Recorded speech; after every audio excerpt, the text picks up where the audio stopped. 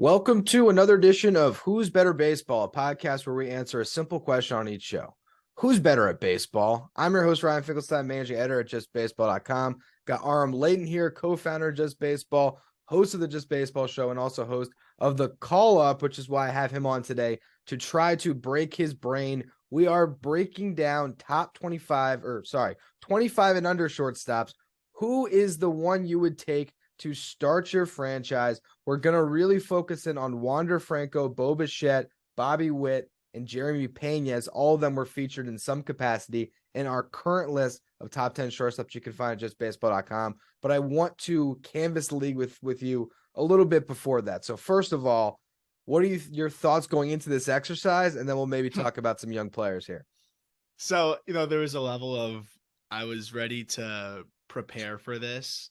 And, I started to dial up the numbers and whatever. And I was like, there's no preparing for that. Like, I'm just going to be stressed out for a longer period of time. So, I know all the numbers. I got them all in front of me, but I shut it down for a little bit. And I was like, I'll think about it right away again when I get on the podcast, because this is so hard. It's almost guaranteed that you could almost put any order and it could work out in any other way. And I almost feel like I'll be wrong no matter what when we look back in 10 years. But I'm going to try my best, because this is a really exciting position. And what's cool, and what we'll talk about a little bit at the end, because it would break my brain even further, is there's some prospects coming up, or guys that had cameos at the big league level that, you could make the case are almost in this conversation as well.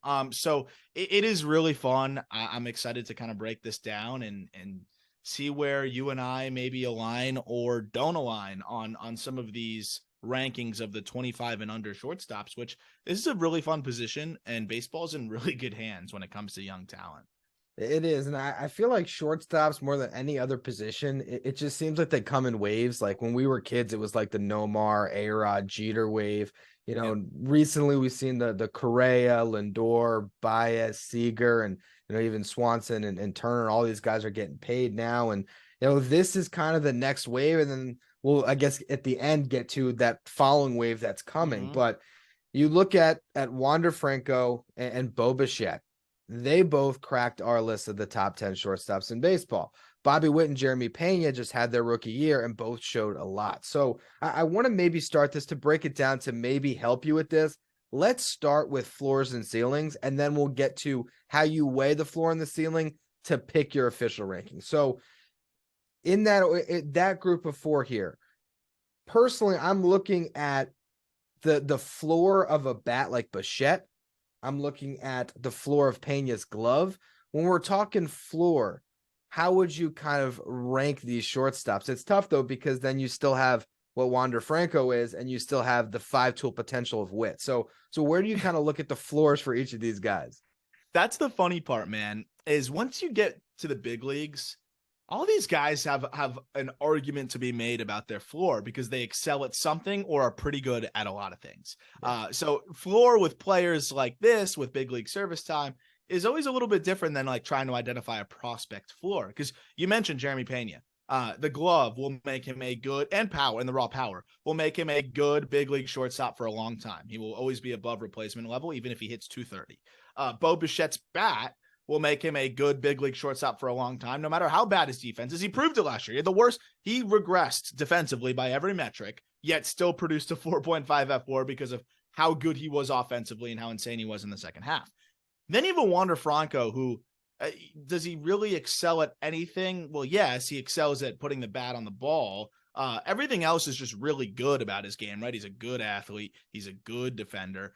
He's just kind of good at everything and elite when it comes to the bat to ball. So that's kind of a high floor prospect. And then Bobby Witt might be the highest variance prospect, maybe the quote unquote lowest floor, but he just went 20-30 last year in what was a perceived bad season for his standards, right? And didn't defend great. I would say Witt is the lowest floor because this is a guy that, has some of the same offensive question marks as Jeremy Pena. What is he going to hit for enough average? Is he going to walk? Both of these guys walked less than 5% of the time, and doesn't have the glove that a Pena has. But if we're just talking floors, I would say Witt's the only guy that has that lower floor, but you can also make the case that Witt might have the highest ceiling of this whole bunch, even including Franco with the raw athleticism and power he has. So it is really hard to ID the floors here, but I would say, when it comes to somebody like Franco, and again, the health is pretty much the only thing, but in terms of pure baseball ability, I feel like Wander's got the highest floor because he's going to hit, he's going to defend. The power is a fair question, but even then, like, he's still going to hit you 15, 20 home runs, even if the power doesn't tick up to what we think it could be in terms of exit velocities.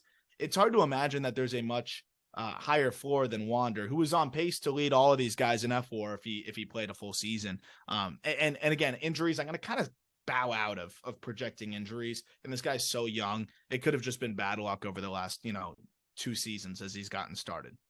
Yeah, I think when I looked at these shortstops, I maybe thought Pena was the highest floor in the sense that, like you said, with the defense, with the power, I just know that like he's a winning shortstop, and we just saw that play out. Whereas I can make an argument that Bichette's not going to stick at shortstop, that Witt potentially could fall off and not stick at shortstop. And Wander, where do you weigh health into his floor? And I also wonder, I look at the slug so far, and it hasn't quite been there, but he hasn't had a full season yet. So is that something that comes when he gets a full season? So in a sense, I thought Pena was the highest floor guy, but I also think that if we get to the ceilings here, he's probably the lowest ceiling, right, of these 4 guys. Pena, that's a good question because I think there's a world where Pena is a 30 home run guy, right? I mean, he was 22 homers in 136 games as a rookie and then hit another 4 in the postseason in 13 games. So you scale that out. He's 26 home runs in 146 games there, even with the second half struggles. But at the same time, I don't know if Pena's swing is ever really geared to hit for a ton of average. Like Bichette's a guy that could compete for batting titles as he continues to improve his approach and just continues to mature. That's the really hard part because even Pena, like that ceiling is still high. It's phenomenal defense and it's 30 home run power. But I do feel like he's never going to walk that much. I do feel like his swing is geared for punishing mistakes, hitting home runs, and there's going to be some blue zones there. I think it's fair to say Pena has the lowest ceiling. He's also deceptively old. Like, he's older than Bo Bichette, I believe, right? Like he's the oldest one. He barely makes this list. He will turn 26 this season. So I would say it's very fair to say Pena has the lowest ceiling, which just feels like uncomfortable to say because the ceiling is still high. But remember, this is relative. So Astros fans, don't get upset. This isn't a knock on Pena, who's been one of my favorite prospects for the last couple of years going into this year. So I would say Pena has the lowest ceiling. I think that is a fair assumption to make at this point. And then you alluded to it. Does Witt have the highest ceiling? Because I guess theoretically speaking, if he can figure out the glove, he could be a 40-40 guy who can have a great glove. Bobby Witt's potential is insane. That's the thing, man, is I understand like how much can fans do to educate themselves on defense, right? Like there's only so much you can do. And all I can speak to is the prospect side of things where, I'll dial up every single ground ball, especially the top prospects, and just watch every single one. When I tell you that I didn't blink at putting a plus defensive grade on Bobby Witt Jr., I didn't even think twice about it. The arm, the range, the athleticism. And there's been some good pieces that have come out kind of breaking down why he graded out negatively. And, he also was at third and then shortstop, then back to third, then back to shortstop. But tools-wise, I don't know if it's ever going to come together. I think it will. Tools-wise, this guy has all the goods to be an insane defender. So if we're talking about ceilings, you mentioned he's got 40-40 upside. Makeup-wise, I think all these guys actually have great makeup, which is not a surprise that they're able to play shortstop every day for a big league team at 25 or younger. You got to have good makeup. But I do feel like Witt has the 5-tool potential and has all the intangibles to legitimately he could win MVPs. And I think Franco is in that conversation, but I think Witt obviously has more raw power. He's faster. Defensively, obviously not there yet, but has the tools to be. I think Bobby Witt is the highest ceiling prospect of this group. I really do. Or player. Usually I'm in prospect mode. Highest ceiling player of this group. Everyone just understand, if he says prospect, these guys are all players, but they were top prospects that he spent, countless hours diving into their minor league. They'll always be prospects to me. Always in your heart. So what's interesting to me when we get to the last two, when it comes to ceiling, is I just wonder how much does the glove hold back Bichette's ceiling? Like can Bichette ever be an 8-win player at shortstop, or does he have to move off the position where he's graded out better defensively? Because the bat, I mean, there's no questions at all about Bo Bichette's bat. He is going to hit, but is he going to be the worst defender at shortstop until they move him off the spot? That's the thing, man. And I want to be fair to Bichette because he is young and he still has time to get better. But to see that step back this past year was kind of alarming. And this is a guy that if you go and click through the video, it's like it's a little shaky, right? You could see the issues there. And this was never a prospect that was graded as a plus defender at shortstop. He was always a guy that relied on a really strong arm. And just kind of a natural ability to play the game. But, I don't know if he was ever looked at as a really good defender. He worked really hard to prove that he could stick it short. And that's a testament to him. But, the best grades you were seeing on him as a prospect was slightly above average when it comes to defense. So when I look at it that way, and so far he's been more of the below average guy, I do wonder how much he's going to get better there. It's not the same story as a Bobby Witt, or even a Wander who's already looked good defensively from the get-go.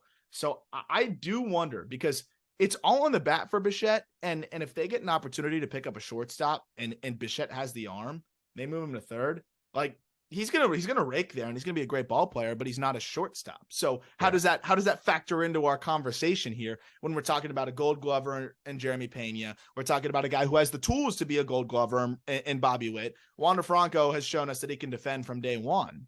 I do think it holds Bo Bichette back, and I think when you see a 4.5 WAR last year, despite playing 159 games, which was more than all these other guys played, which is, again, a testament to Bichette and his durability, but WAR is a cumulative stat.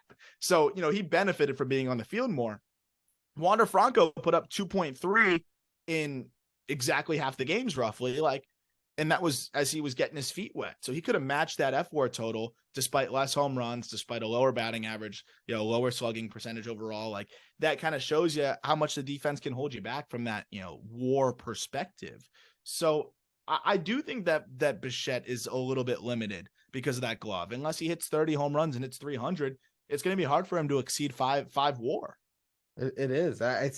It's really interesting to weigh that defensive component in guys, because there's also that notion that some people will just say, look, Bichette's the best hitter. Give me the best hitter. And it just depends on what you value. Personally, I watched Wilmer Flores play shortstop for a long time, and I am just relishing in getting to see Francisco Lindor every single day out there. And you see what that type of a defender at shortstop brings to your ball club, where, over 162 games, I feel like the glove really helps you so much more just stay consistent as a baseball team. And especially providing value at that position where it's like the bats, no matter who it is, even Bo Bichette goes through slumps. Gloves don't slump generally. I mean, at times they can, but nowhere near as often as bats do. And that's maybe where I would have Bichette, as we're going to get into now the tough part. I'll let you touch on that before we get into the actual ranking. I wanted to ask you a question. Okay. So would you blink if Jeremy Pena, Wander Franco, or Bobby Witt Jr. hit 290, 333, 469 next year with 24 home runs or 129 WRC plus? No, would you be surprised if any of those guys did that? I mean, maybe Pena a little bit, but I think that I could see it from any of them, really. I mean, is Pena gonna? What was that slash line again? It was 290, 333, 469. Yeah. I mean, I think that maybe Pena a little bit on the on base percentage, but still, I would not blink. No. So my point is, I could see any of these guys putting up an offensive season that Bo Bichette put up. Yeah. And the thing is none of them are going to, maybe Bobby Witt's the only liability if he doesn't make any improvements defensively. I think he will. But especially with Pena and Franco, they will never have a defensive season as bad as Bo Bichette's last year. So I do think it's interesting that it's very possible that they could put up an offensive season like that. And I think it's very unlikely that they'll put up a defensive season like Bo Bichette did. So that's the part that makes it really hard too. It is. And one other thing, building off what you said about the F4, because I thought about it, never said it. Wander Franco for his career is at 4.7, and he has played about a full season. So a little bit better than what Bichette did last year. Granted, it was 2 half seasons essentially, but that is where he And was dealing, at. yeah, coming off an injury, kind of easing his way back in, and even And so, debuting too. yeah, and debuting. So Yeah. if we get him now a healthy 150 games, I think he could shatter that. So that leads me into, we're gonna make this simple on you. You're just gonna start with the top of your list. You're a GM. You're picking your shortstop for the next decade. You got these 4 draft picks in front of you. Which one are you taking? Okay, so number one is Wander for me. I of course the injury stuff, it sucks. Like I don't know, I can't project it. Assuming he passes our physical for our franchise, Yeah. that's who I got to go with, right? Because what Wander Franco does bat to ball wise, like zone contact is up there with like Luis Arias, but he hits the ball way harder than that. And then plays shortstop and then can run and do all the things that he does. So to me, it's a no-brainer. Wander, oh yeah, and he's a switch hitter. And there's a reason why Wander got the contract that he got, right? I mean, this is a guy that's getting paid big money. Bo Bichette didn't get a $200 million contract, and it's from the Rays, so you can't say, oh, it's the franchise. It's the Rays. The Rays paid this dude. Like that tells you how special he is. Wander's my number one, no doubt. Yeah, I had Wander 1 also on my list. Okay. So we're in agreement there. Who do you got second on your list here? This is where I feel like it gets really tough because you could go any which way. This is where I am stressing out, to be honest. But I'm gonna maybe surprise you here. I don't know. Maybe I won't. But this is where it's like the upside versus what you presently have kind of balance. And to me, though, if I'm building a franchise, I want to balance the upside with still some semblance of a floor, which is what Bobby Witt provided last year. I'm going to go with Bobby Witt Jr. because yes, the defensive issues were a question. But this guy I ranked number 1 prospect in baseball when we saw Wander Franco graduate. And in his perceived down year, as I mentioned, he hit 20 home runs and stole 30 bases. I feel like if you give Bobby Witt 2 years, because he's 2 years younger than Bo Bichette, I think a little bit more than that. He's 2 years younger than Bo Bichette. He's almost 3 years younger than Jeremy Pena. You give this guy 2 years to get his bat. I'm not saying he's going to be bat to ball wise what Bo Bichette is, but I think he could be on base percentage wise what Bo Bichette is, 333. I think Bobby Witt could easily do that in 2 seasons, get from 294 to 333. And also he got better as the year went on. He has more raw power than anybody in this group. He's faster than anybody in this group. And, if for me, it was between Bichette and him. Ultimately, he's got way more tools. They both have defensive questions, and I have way more confidence in Witt in 2 years, getting way better defensively than Bichette. Bichette's defensive ceiling is average, I think. Witt's defensive ceiling is going from below average to, potential Gold Glover with the tools that he has. So Witt's my number 2. Yeah, I really can't argue with that one either. When I looked at this list from the beginning, I felt like could Bichette's bat be enough to put him over the promise of Wander and Witt? I just feel like those 2 guys, there's so much to dream on with them that it's hard not to choose them. I think if we did this differently and we said, who am I picking as my shortstop for the 2023 season? I think this list flips. I think it's maybe Pena, Bichette, or Bichette, Pena, and then the other 2. But absolutely, if we're looking at starting a franchise, you're always going to be looking a little more towards the upside. And that's where Wander and Witt come in, where I wasn't sure which one you would take. I had a feeling that you might actually take Witt number 1, but you end up going with Wander, which is what I had. And then I had Witt too. And then the question is, do you go glove or bat with your 3? It seems like you're leaning more towards bat with Bichette. Yeah, man. I mean, when you look at what Bo Bichette has done the last 2 seasons, it's almost a 10 FWAR. He wants to steal more bases again after stealing 25 in 2021. He only stole 13 last year and got thrown out a ton. I don't know what happened there. But I mean, this is a guy that has some layers to his game still. Maybe not as toolsy, but you're not going to find a much better hitter. He's a 297 career hitter in 393 games. I'd like to see him walk, but I think that ship has kind of sailed. I think it's clear he's never going to walk much more than a 6% clip. But in terms of just the feel to hit, the power, and what he brings to the table, it's so safe. And this is where I probably take the safe profile. So yeah, but I'd got to go with Bo Bichette. That said, if we were doing the for the 2023 season, I totally agree. It could easily flip flop. I think you could make the case for Wander, but obviously Bichette would be number 2 in that conversation. But yeah, I'm going with Bichette on this one. I actually had Pena 3. I knew you would. Yep, I had Pena 3 and I had Bichette 4. But again, I can't, look at the bats and not say that. I mean, Bichette's the best hitter right now. There's no doubt about it.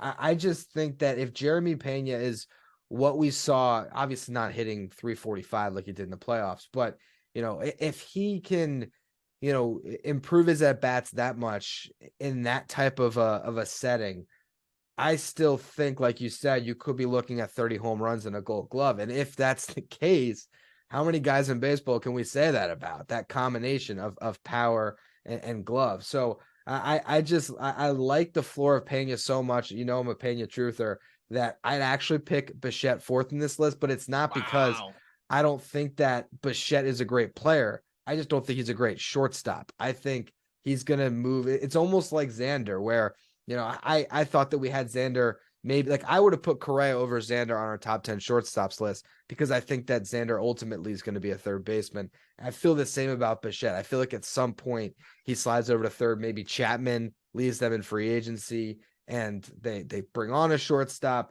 We'll see exactly what happens. I don't know if they have any prospects in that system at short. I'm really not sure. That's more your department, but which system? The Blue Jays, yeah. Oh, they got another guy who hits home runs and can't defend. And Elvis Martinez, but they've got a guy, Addison Barger, coming up. That might be an option. And he just got ranked really high on Fangraphs. But I will say this, the thing that's interesting with Pena is there might not be a more forward thinking organization than the Astros. I think they're up there with anybody, the Dodgers, the Rays, in terms of preparing their players, giving them information, and really just giving them everything that they need. Jeremy Pena's biggest issue is his ridiculously high chase rates. And we see that with a lot of young players. Michael Harris, it's the case with him. It's the case with a lot of other guys. I'd like to imagine that Jeremy Pena, has been made aware that he was chasing over 40% of the time in the second half, but also 85% zone contact in the second half. Like that is a really good figure for his power. Like if the Astros have been working with him on his approach, like what does a Jeremy Pena with an approach look like? Then all of a sudden you're laughing me out of the room for not taking him earlier. So while I do admit that I think this guy still could be up there with anybody, I do think that I already went so risky at the top of it. I have a settling, feeling of, okay, take the bat that is going to give you a 130 WRC plus this year in Bo Bichette.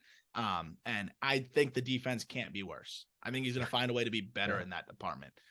So yeah, I also will say though, I love Pena. He's one of my favorite young players. It's one of my biggest card investments I've ever made. I'm still holding him. So that tells you how I feel about him. But yeah, I mean, I just think the approach is what's going to hold me back a little bit. And the fact that he's the oldest of this freaking bunch, which is crazy. It is. It's insane to realize his age. I guess he must be older than Tatis too. That was the other question I was going to have for you. Like, Tatis still number 1 if he's a shortstop at this point, right? You just can't look. What it's a career like 150 WRC plus for Tatis. I mean, his numbers are so ridiculous. Yeah. I mean, Tatis' ceiling is best player in base. This guy had a 7.3 F-WAR in 130 games in 2021.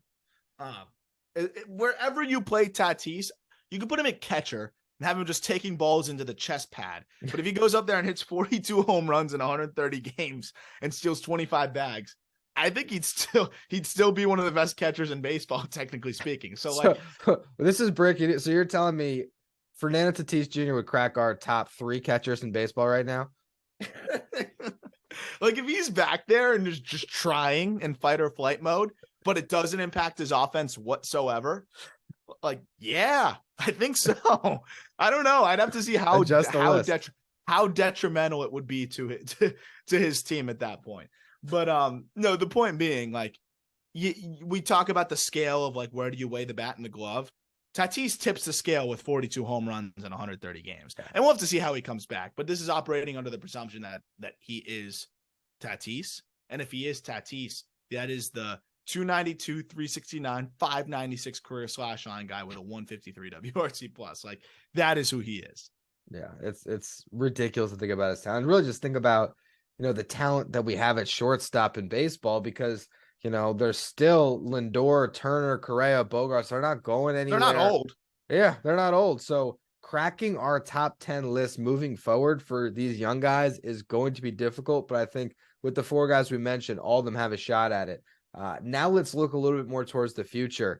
I did not make this harder on you by saying, hey, let's include Elly De La Cruz. Let's include Gunnar Henderson. But where do you kind of view those guys in the grand scheme of things? Like, are those prospects that sight unseen you would take over some of the established guys? Whew. Yeah, that's the old, like, what you've done for me already versus what you can do for me in the future. Talk about high ceiling. Elly De La Cruz might have the highest ceiling I've ever seen in a player, right? Everything that people say about O'Neal Cruz, reimagine that as a switch hitter. And that's what Elly De La Cruz is, right? And it's tough because he's still so raw. Chase rates, right-handed swing's not as good as the left-handed swing. But, like, look at what Elly De La Cruz did last year. I think you could make the case that if you're feeling risky, that's a guy that you could put ahead of Bobby Witt Jr., right? For all the reasons that I like Bobby Witt, I like Elly De La Cruz, and I think he, in his rookie season, can do a lot of what Bobby Witt did, right? Bobby Witt still chased a lot. Bobby Witt has the defensive tools, but didn't put it together. Like, that's exactly what I think Elly De La Cruz is. I think you could make the case that he's right there with Bobby Witt. Like, right, that's where I would probably put him. Gunner's an interesting one because he is such a good hitter. He has power, ridiculous power. He's a good defender. I think there's teams out there that, he's pretty much a consensus top 2 prospect. Most lists have him at number 1. I think you can make the case that he's up there right at that Bichette range too. And there might be teams out there that take a Gunnar over a Bichette because of his well-rounded nature of his game. And I think his offensive ability is similar in terms of bat to ball with the power, but he actually walks more. So, I mean, it's a risk. It's a super high risk to pass on the 4.5 WAR guy.